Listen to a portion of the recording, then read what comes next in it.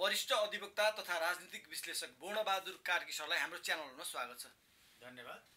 Sir आराम हुनुहुन्छ? आरामै।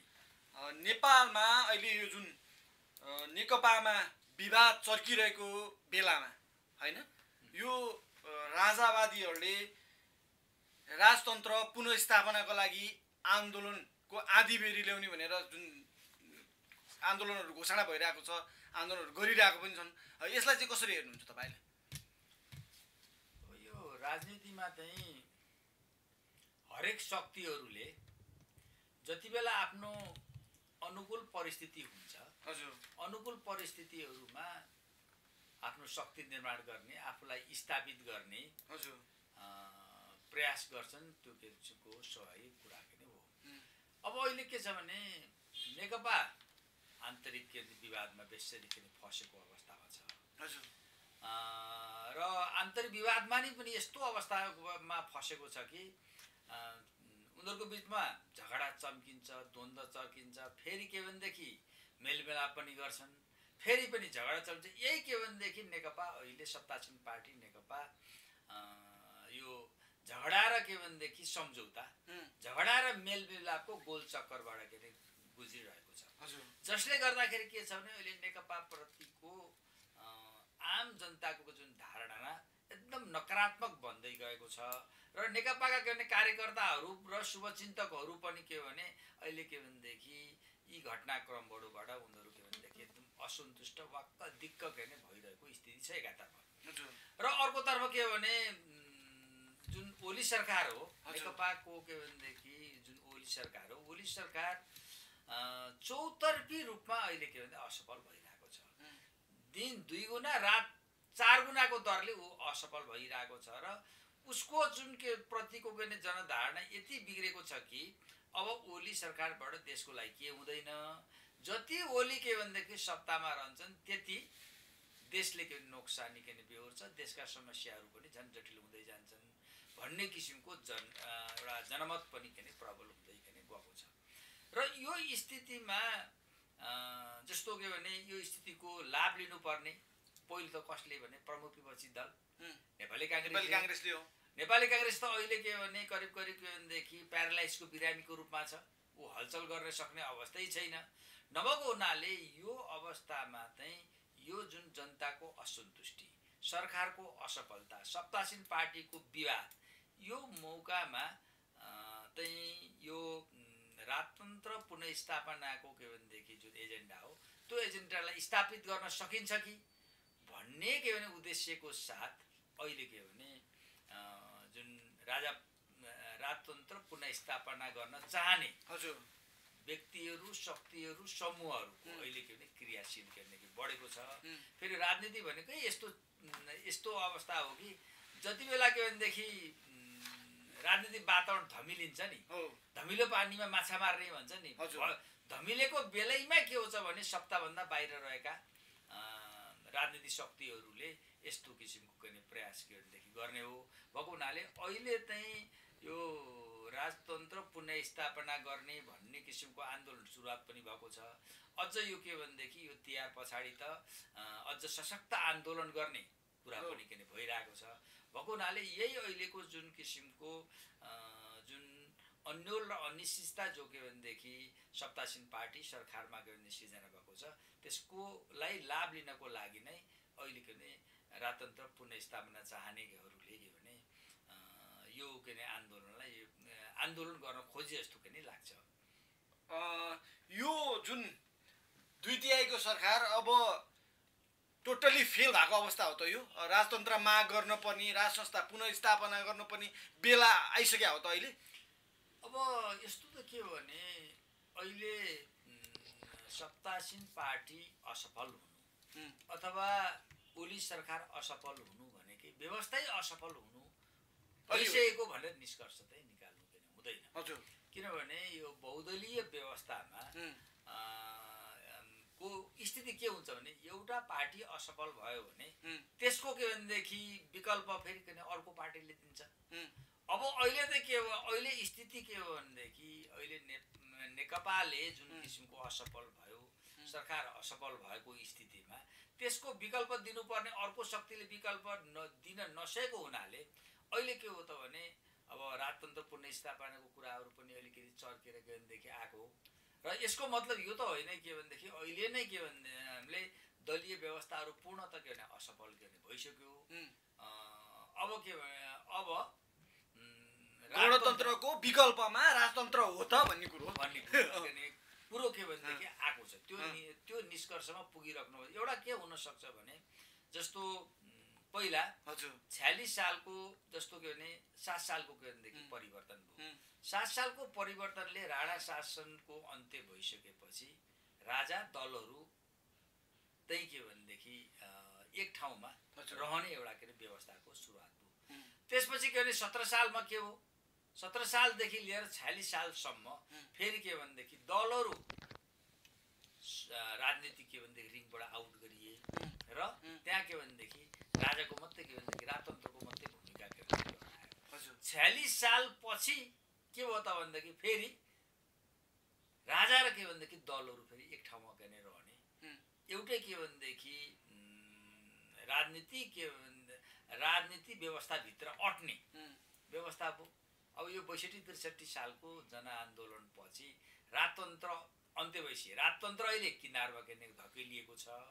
अब अहिले के भन्थे राजनीतिको केन्द्रबिन्दुमा दलहरू मात्रै के रहेको छ भएको हुनाले अब यो स्थितिमा एउटा चाहिँ अहिले दलहरूको विकल्प राजतन्त्र हुने भन्ने कुरो त अहिलेको जुन राजनीतिक जो विकास क्रम छ त्यो अनुसार त्यो हो भनेर भनेदेखि निष्कर्ष निकाल्न के सकिँदैन। तर के हो भने जसरी के भनेदेखि 62-63 सालको जनआन्दोलन पछि राजतन्त्रलाई विस्थापित गर्ने कुराको हो। राजतन्त्रले पनि के भने यो सिस्टमभित्र स्थान पाउनुपर्छ, संवैधानिक राजतन्त्र हुनुपर्छ, त्यो स्थान पाउनुपर्छ भन्नेसम्मको भनेदेखि कुरा चाहिँ अहिले के उठिरहेको स्थिति हो। दलीय व्यवस्था अन्त्य गरेर निरङ्कुश राजतन्त्र स्थापना गर्ने भन्ने जस्तो कुरो त के भनेदेखि मलाई के लाग्दैन। हजुर हजुर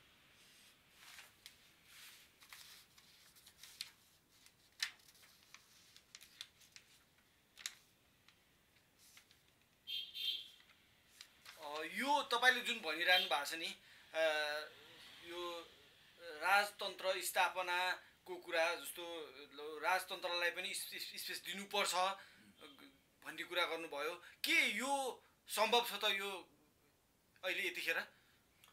अब यस्तो छ के भने एउटा प्रश्न अहिले के उठिरहेको छ भने राजतन्त्र पुनर्स्थापना हुन अब सम्भव छ कि छैन। एउटा जनमत छ राजतन्त्र के भनेदेखि अब गइसक्यो फेरि राजतन्त्र के पुनर्स्थापना हुन सक्दैन भन्ने। अर्को मत अहिले जो के भने आन्दोलन गरिरहेको छ राजतन्त्र पुनर्स्थापनाको सम्भावना पर्याप्त छ र त्यसको लागि के भने प्रयास गर्नुपर्छ भनेर नै उनीहरू अहिले आन्दोलन गरिरहेको स्थिति के भने हो। अब यो सम्बन्धमा अलिकति के भने एउटा ऐतिहासिक कालमा संसारभरि नै के राज्य व्यवस्था कसले सञ्चालन गर्थे शासन व्यवस्था भने राजाहरूले सञ्चालन गर्ने व्यवस्था थियो। तर इतिहासको के भनेदेखि विकास क्रमसँगै राजतन्त्रात्मक व्यवस्था सबै के भने हटेर अहिले संसारमा औँलामा गनिने देशहरूमा मात्रै राजतन्त्र गर्ने छ र राजतन्त्र एकपल्ट के भनेदेखि ढलिसकेपछि फेरि राजतन्त्र के भनेदेखि आएको के भनेदेखि विगत इतिहास छ कि छैन विश्व इतिहास पनि भन्दाखेरि राजतन्त्र एकपल्ट हटिसकेपछि हतपति के भने राजतन्त्रको दोहोरिएको इतिहास के भने छैन। तर अपवादको रूपमा केही देशहरूमा दोहोरिएको छ। जस्तो भन्नुहोस् के भने ब्रिटेनमा पनि राजतन्त्र समाप्त भयो फेरि राजतन्त्र फेरि के गर्यो पुनर्स्थापना भयो। तर पहिला एकपल्ट राजतन्त्र गइसकेपछि पुनर्स्थापित भएको राजतन्त्र चाहिँ फेरि के भने प्रभावकारी हुन सकेको छैन र कहीँ हो त पुनर्स्थापना भइसकेपछि पनि फेरि राजतन्त्र गएको इतिहासहरू पनि छ। अब तर नेपालको सन्दर्भमा भन्ने राजतन्त्रको विषयमा अलिकति भिन्न अवस्था पनि छ। त्यो भनेको के हो भने नेपालको राजतन्त्र भनेको नेपालको एकीकरणको इतिहास बोकेको राजतन्त्र हो। त्यसको भने त्यसको अलिकति के भनेदेखि अलि बढी के भने नेपालको सन्दर्भमा अलिकति के भने बढी के भनेदेखि महत्त्व के भने छ। अहिले पनि के भने एउटा भनेदेखि एउटा प्रबल के जनमत छ के भने राजतन्त्र समाप्त भइसकेपछि नेपालमा के अराजकता बढ्यो, नेपालमा के भनेदेखि अस्थिरता बढ्यो भन्ने जनमत पनि के छ नि त। हजुर जनमत छ। अब यो सम्बन्धमा अहिले जस्तो के भने राजतन्त्र पुनर्स्थापना हुने कि नहुने भन्दा पहिलो त राजतन्त्र पुनर्स्थापना गर्नको लागि आम जनताको के हुनु पर्यो भने अब दलहरूबाट मात्रै देश चल्न सक्दैन। अब राजतन्त्रलाई कुनै न कुनै रूपमा के राजतन्त्र राख्न सकिएन भने भएन भने नेपालमा राजनीतिक अस्थिरता हुन्छ, देश पनि सञ्चालन हुन सक्दैन भन्ने कुरो अधिकांश अथवा आम जनताले त्यो कुरा महसुस गरिदिनु पर्यो हैन। र आम जनताले त्यो कुराको माग गर्नु पर्यो। अब अहिले तपाईले के राजतन्त्रको पुनर्स्थापना हुनुपर्छ भनेर आम जनताले माग गर्नु पर्यो भने जनता सडकमा आउनु पर्यो भन्नु खोज्नु। अहिले के भने आम जनताको त्यो मनस्थिति बनिसकेको छैन। अहिले के छ भने चाहिँ अहिले जुन सत्तासीन पार्टी नेकपा पनि असफल भयो, यसको पनि सरकार पनि असफल भयो, कांग्रेसले पनि के प्रमुख विपक्षीको के भूमिका निभाउन सकेन, फेरि पनि के सत्ता आयो भने यसले केही गर्न सक्दैन भन्ने किसिमको के छ। तर के दलहरू विस्थापित गरेर राजतन्त्र के ल्याउनु पर्छ भन्ने जनमत अहिले के भने बनिसकेको स्थिति छैन। अब तपाईँ अहिले नै देख्नुहोस् यो अहिले राजतन्त्र पुनर्स्थापना हुनुपर्छ भन्ने आन्दोलनमा विशेष त के भनेदेखि तीन थरीका मान्छेहरू यसमा के संलग्न भएको देखिन्छ। एक थरी के भने जो इमानदारीपूर्वक नि भनेका छन्, देशमा के भनेदेखि एउटा अस्थिरता भयो, राजतन्त्र भएको यो स्थिति के आउने थिएन, त्यसकारण के राजतन्त्र पुनर्स्थापना के गरिनुपर्छ भन्ने किसिमको एक थरी के भनेदेखि जनमत छ। जो के भने पूर्व राजतन्त्रबाट विगतका दिनहरूमा कुनै न कुनै किसिमको के त्यसबाट लाभान्वित भएका अथवा त्यसबाट संरक्षित रहेका व्यक्तिहरू पनि छन्। अर्को चाहिँ के भने मान्छे स्वतन्त्र व्यक्तिहरू पनि छन्, राजतन्त्रबाट कुनै के लाभ हानि अथवा राजतन्त्रबाट कुनै के लाभ नलिएका भए पनि के भने एउटा जनमत अब यो पार्टीहरूले सकेन राजतन्त्र ल्याए त बरु केही हुन्थ्यो भन्ने पनि छन् छ।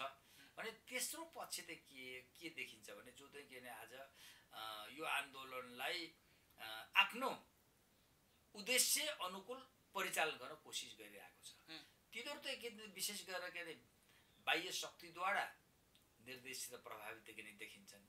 उनीहरू राजतन्त्र पुनर्स्थापना गर्ने भन्दा पनि यहाँ के हो त भनेदेखि द्वन्द्व सिर्जना गरेर अनिश्चितता सृजना गरेर चाहिँ आफ्नो के भनेदेखि नेपालको राजनीतिमा आफ्नो प्रभाव के विस्तार गर्ने को उद्देश्यको लागि केही व्यक्तिहरूलाई यहाँ के प्रयोग गरिरहेको तीनटा किसिमको प्रवृत्तिहरू के भनेदेखि अहिले यो उसमा के देखिन्छ।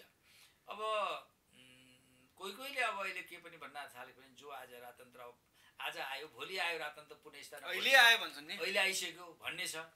तर त्यो भन्नुको पछाडि उनीहरूसँग चाहिँ एउटा तर्क उनीहरूले के गर्ने गरेका छन् भने अब भारतले पनि नेपालमा राजतन्त्र पुनर्स्थापनाको पक्षमा भारत पनि आइसक्यो।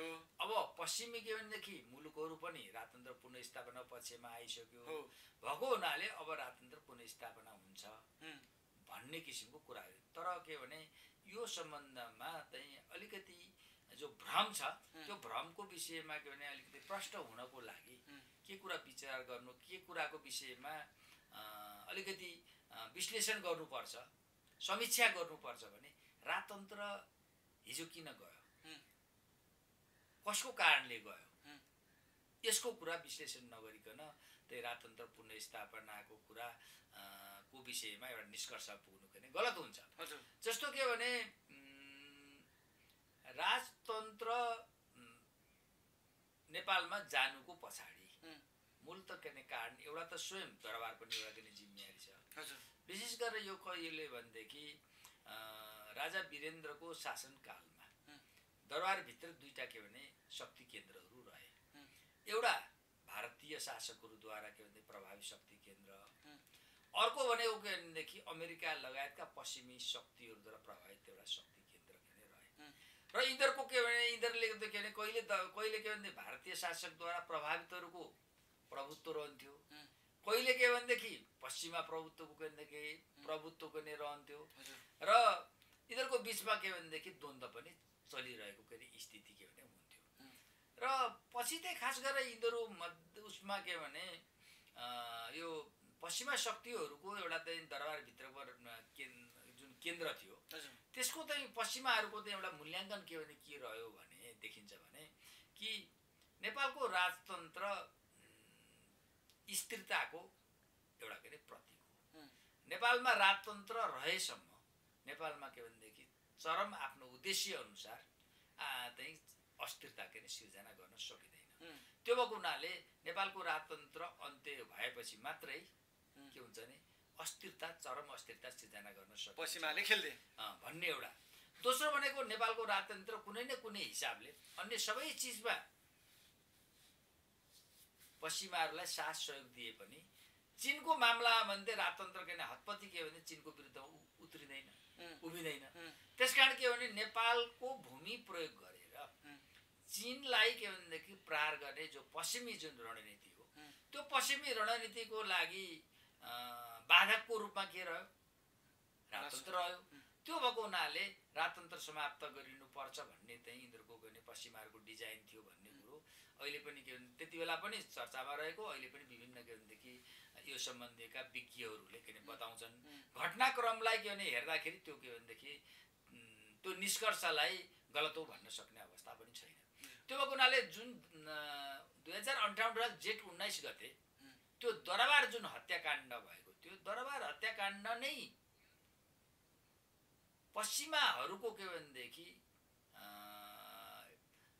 गेम प्लानमा भारतीयहरूको के भने भारतीय के भने त्यहाँको के भनेदेखि खुफिया एजेन्सीहरू भए र नेपालको के भनेदेखि सुरक्षा निकायका केही मानिसहरूलाई प्रयोग गरेर गराइएको थियो भनेर के नै भनिन्छ हैन। अब त्यसपछि आउनुहोस् त्यो अहिले पनि के भने 58 साल जेठ 19 गतेको दरबार हत्याकाण्ड अहिले पनि रहस्यको विषय बनेको छ। अब दोस्रो रहस्य विषय दरबार हत्याकाण्ड पछि के भने राजा के ज्ञानेन्द्र राजा भए त राजा के भने भइसकेपछि वास्तवमा राजा ज्ञानेन्द्र बडो कमजोर परिस्थितिमा कमजोर धरतालमा उभिएर के भने राजा ज्ञानेन्द्र राजा भएको स्थिति थियो र त्यति बेला राजाले के भने निरङ्कुश सत्ता सञ्चालन गर्ने त कुनै सम्भावना थिएन थिएन नि त। तर के भने पश्चिमाहरूले जसरी के भने राजतन्त्र के भनेदेखि समाप्त गर्ने जे उद्देश्यको लागि राजतन्त्र समाप्त गरे अब ज्ञानेन्द्रलाई राजा के भनेदेखि रूपमा राजालाई पुनः राजतन्त्रलाई फेरि के भनेदेखि पुनर्स्थापना गर्ने भन्ने उद्देश्य त उनीहरूको पक्कै थिएन। त्यो भएपछि के हो भने ज्ञानेन्द्रलाई सम्पूर्ण सत्ता लिनको लागि उकास्नेहरू पनि त्यो पश्चिमैहरू थिए भनिन्छ। एकातिर के भने ज्ञानेन्द्रलाई सम्पूर्ण सत्ता लिनको लागि उकास्ने र अर्कोतिर के भनेदेखि राजतन्त्र विरोधी के मास्नको लागि आन्दोलन गर्ने त्यो पनि के भने फेरि उनीहरूले नै के भनेदेखि परिचालन गरेका थिए भनेर भनिन्छ। अब यो के हो भने ज्ञानेन्द्रको के भनेदेखि सम्पूर्ण सत्ता लिएको घटना पनि एउटा रहस्यको विषय अहिले पनि छ। कसरी लिए त उनले कसरी हिम्मत गरे कसको बलमा गरे भन्ने छ नि त हैन। तेस्रो भनेको जहाँ चर्चै परिचय केही थिएन 62-63 सालको जनआन्दोलनपछि दलहरूले राजतन्त्र के भनेदेखि अन्त्य भएको घोषणा पनि गरे। यी तीनटा घटनाहरू के भन्ने दरबार हत्याकाण्ड ज्ञानेन्द्रले सम्पूर्ण शक्ति आफ्नो हातमा लिने घटना अनि 62-63 सालको राजतन्त्र समाप्ति गर्ने निरङ्कुश राजतन्त्र समाप्त गर्ने दलहरूको घोषणा र यी के भनेदेखि यो चाहिँ के भने नेपालको के भने यो के भनेदेखि यो कालखण्डको नेपाली राजनीतिमा निकै रहस्यमय घटना हुन् र यी घटनाहरूले नेपालको राजनीतिलाई के भनेदेखि एउटा के भने नयाँ मोड के भनेदेखि दिएको के भनेदेखि अवस्था के भने छ। र त्यो भएको हुनाले अब यो अहिले राजतन्त्र चाहिँ जुन विदेशी शक्तिहरूले खास गरेर त पश्चिमा शक्तिहरूले भारतीयहरूको सहयोगमा जुन राजतन्त्र समाप्त गर्न खोजे अब त्यही भारतीय शक्ति अब अहिले भारत भनेको त के हो राजतन्त्र समाप्त गर्ने एउटा कुरा त प्रश्न भएको छ। राजतन्त्र समाप्त गर्ने ग्रान्ड डिजाइन भन्छ नि त्यो भनेको त अमेरिका लगायतका पश्चिमी शक्तिहरूको थियो भने आज भारत कहाँ छ त किन भारतले राजतन्त्र पुनर्स्थापना गर्छ गर्दैन भन्ने कुरा त हेर्नको लागि के गर्नु पर्यो भारत आज के छ त भने आज तपाईँ हेर्नुहुन्छ भारत अमेरिकी लगायतका पश्चिमी शक्तिहरूको अहिले के भनेदेखि नियन्त्रणमा छ अस्ति के नि भर्खरै देख्नुभयो अमेरिकन के भनेदेखि विदेश मन्त्री पेम्पियो आए रक्षा मन्त्री आएपछि भारतसँग के भनेदेखि भेका सम्मेलन गरेपछि त अब अहिले त के भनेदेखि भारतमै चलखेल सुरु भइसक्यो उनीहरू अमेरिकनहरूको के भनेदेखि नियन्त्रणमा छ अहिले भारत भने अब भारतले चाहिँ नेपालमा के भनेदेखि चाहँदैमा होइन उसले के भनेदेखि यो राजतन्त्र पुनर्स्थापना गर्देला भन्ने कुरा चाहिँ मलाई भ्रम जस्तो मात्रै लाग्छ तर केसम्म हुनसक्छ भने कि उनीहरूले अहिले राजाको इस्युलाई पनि के चर्काएर अनि दलहरू पनि के भने भित्रको झगडा छँदैछ यी सबै चौतर्फी नेपालको राजनीतिक शक्तिहरूलाई चौतर्फी द्वन्द्वमा फसाइदिएर झगडामा फैसिएर यहाँ अस्थिरता सिर्जना गर्ने उद्देश्य के हुनसक्छ राजतन्त्रै के पुनर्स्थापना गर्नको लागि भारतीयहरू पनि भित्री मनदेखि त्यो चाहन्छन् भन्ने कुरा चाहिँ मलाई देखियो भने त्यस्तो किसिमको विश्वास लाग्दैन फेरि अर्को कुरा के हो भने नेपालको राजनीति हिजो के थियो भने नेपालको राजनीतिमा भारत सबभन्दा बढी प्रभावी थियो ऊ सबभन्दा माइक्रो म्यानेजमेन्ट नै गर्थ्यो त्यसपछि पश्चिमाहरू पनि के थियो भने उनीहरू पनि नेपालको राजनीतिमा प्रभावी के थियो र चीनको उपस्थिति भनेको त्यति प्रभावकारी रूपमा रहेको थिएन तर अहिले त्यही नेपालको राजनीतिमा तीनटा शक्तिको के भनेदेखि समान्तर शक्तिशाली प्रभावशाली उपस्थिति देखिन्छ भारत चीन र के भनेदेखि अमेरिका लगायतका पश्चिमी मुलुकहरू र जहाँसम्म नेपालको परिवर्तनको कुरा छ राजतन्त्र पुनर्स्थापनाको कुरा भन्नुहोस् कि यहाँ राजनीतिक परिवर्तनको कुरा भन्नुहोस् कि त भारत र चीनको बीचमा के भनेदेखि राजतन्त्र पुनर्स्थापनाको लागि अथवा नेपालको नयाँ राजनीतिक व्यवस्थाको लागि केहीको लागि दुईटाको बीचमा सहमति भयो भने त्यो एजेन्डा स्थापित हुन सक्छ होइन भने न के भने भारतले मात्रै चाहेर कुनै एजेन्डा नेपालमा स्थापित हुन सक्छ जो महत्त्वपूर्ण एजेन्डा हुन्छ नि न त के चीनले मात्रै चाहेर के नै हुन्छ अब पश्चिम अहिले स्थिति यस्तो छ पश्चिमी मुलुक र भारत एक ठाउँमा मिल्यो भने त नेपालमा उनीहरूले चाहेको एजेन्डा स्थापित गर्न सक्छन् भन्दा त्यो पनि सम्भव देखिँदैन किनभने त्यहाँ चीनको ग्रिन सिग्नल बिना त्यो एजेन्डा स्थापित हुन सक्ने अवस्था छैन त्यसकारण अब अहिले जो नेपाल नीति चाहिँ भारतीयहरूले अमेरिकन लगायतका पश्चिमी देशहरूको योजनाहरूलाई अथवा के भने उनीहरूको के भने डिजाइनलाई जुन के भने भारतीयहरू के भने कार्यान्वयन गर्न भनेर नेपालमा के आएका छन् त्यो स्थितिलाई हेर्दाखेरि त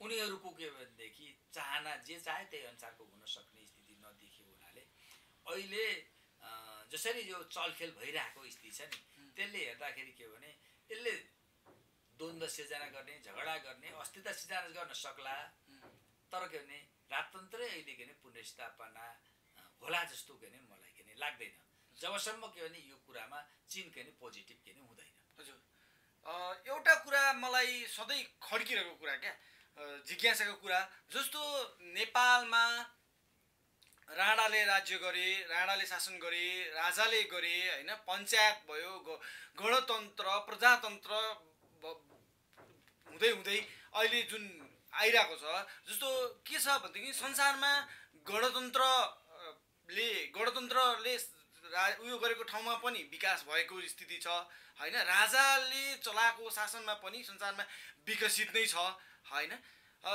नेपालमा चाहिँ जस्तो यो व्यवस्था बदलियो तर अवस्था जस्ताको जस्तै भइरह्यो यो चाहिँ किन भयो यस्तो भयो होला स्थिति किन यस्तो आयो होला पहिलो कुरा त यस्तो छ के भने नेपालमा अहिले जति पनि परिवर्तनहरू भए हजुर अथवा नेपालमा जे जस्ता के व्यवस्थाहरू एउटा के प्रयोग के गरिए हजुर ती के गरिए भने नेपालकै मौलिकतामा नेपालकै यथार्थ धडतालमा के भनेदेखि ती के भने परिवर्तन पनि भएन अनि राजनीतिक के नि व्यवस्था पनि स्थापना के नि गरिएन।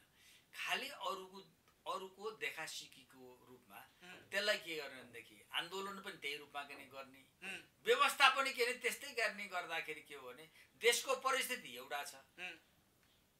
अब व्यवस्था के हो भनेदेखि त्योसँग तालमेल नहुने गर्दाखेरि के हो भने अहिले समस्या उत्पन्न के भनेदेखि भएको एउटा कारण थियो।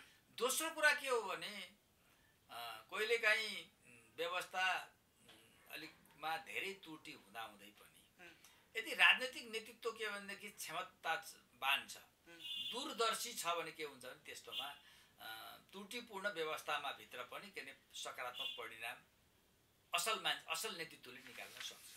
अब नेपालमा के हो नेतृत्व पनि के भने यति कमजोर भयो कि उसको के भने दीर्घकालीन सोच पनि भएन, दीर्घकालीन दृष्टिकोण पनि भएन र ऊ के हो भने त्यो स्थितिले गर्दाखेरि के हो भने नेपाल के भनेदेखि आन्दोलन हुन्छ, आन्दोलनले एउटा परिवर्तन लिन्छ, त्यो परिवर्तनको के संस्थागत नहुँदै त्यो के सङ्कटमा परिहाल्छ। अनि त्यसपछि के भने एउटा के भने पार्टीको सरकार बन्छ, त्यो पार्टीको के भने सरकार के भने असफल भयो भने अब अर्को पार्टीले त सफल हुनुपर्ने नि, त्यो पनि सफल के भने हुँदैन। जस्तो भन्नुहोस् 46 सालको परिवर्तन पछि 30 वर्ष त पञ्चायतले शासन गर्यो, दरबारको प्रत्यक्ष शासन रह्यो। 46 सालपछि के भनेदेखि बहुदलीय व्यवस्था आयो, आउँदाखेरि काङ्ग्रेसले लामो समयसम्म शासन सत्तामा बस्यो नि त, तर काङ्ग्रेस पुरै असफल हो। काङ्ग्रेस असफल भइसकेपछि त्यसको के भनेदेखि विकल्प दिनुपर्छ कसले, अलि शक्तिको हिसाबले गर्ने अहिलेको नेपाल कम्युनिस्ट आन्दोलनले, कम्युनिस्ट पार्टीहरूले।